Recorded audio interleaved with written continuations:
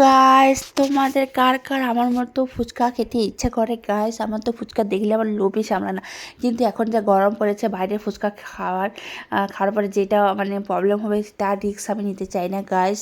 কারণ এখন অনেক আনহাইজিনিক বাইরের খাবার দাবার, কারণ যেহেতু অনেক গরম পড়ে গেছে, তাই বাইরের ফুচকা খাওয়াটা আমি অ্যাভয়েড করছি বর্তমানে। তো আমার ভাগ্নিগুলো বলছে, মামি আমাদেরকে কিছু খাওয়াও খাওয়াও। আমি বলছি কী খাবি বল? তো বলছে মামি ফুচকা বানিয়ে খাইতে। বলছি চলো তাহলে ফুচকা খাওয়া যাক। তো আমি এখন নিয়ে এসেছি 3 প্যাকেট ফুচকা গাইস, 20 টাকা করে পড়েছে। এখানে অনেকগুলো ফুচকা ছিল, আমরা অনেকজন অনেক মজা করে খেয়েছি গাইস। তারপরে এখানে দেখো আমি এখানে পেঁয়াজ কেটে নিয়েছি, লঙ্কা, ধনিয়া বাটা, তারপরে দিয়েছি এখানে শসা কুচি।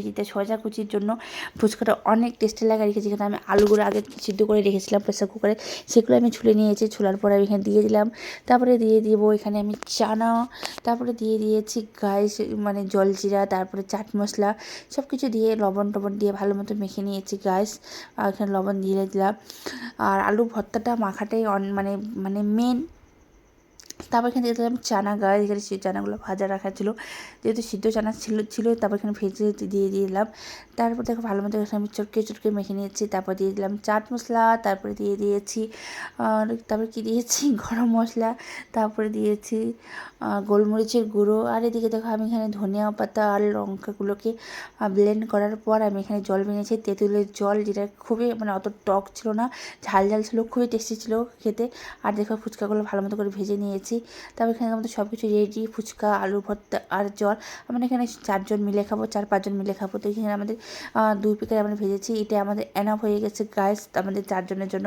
এই দেখো এখানে পুচিমণি, তারপরে এখানে আছে অর্পিতা, এখানে বাবু। আমি দেখো আমি এখানে ফার্স্ট একটা ফুচকা খেয়ে দিলাম মুখের মধ্যে।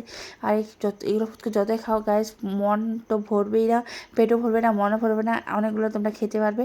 তো এইগুলো একদম নিজে বাড়িতে বানাও আর ফুচকা খাওয়া গাইস, একদম মানে 20-50-60 টাকায় তোমরা অনেকগুলো ফুচকা খেতে পারবে। আর যেখানে মাত্র এখন 20 টাকা দিচ্ছে শুধু মাত্র 6টা, আর যেটা মানে খেয়ে পোষায়ই না। তার থেকে ভালো যে তোমরা হেলদি উপায়ে তোমরা ফুচকা খাও গাইস, খুবই টেস্টি, তোমরা বানিয়ে এভাবে খেতে পারো।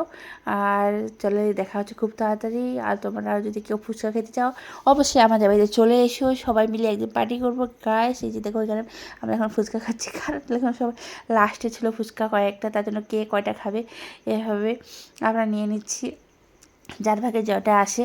তো এখানে আমরা অনেকজনে অনেকগুলো করে ফুচকা খেয়েছি।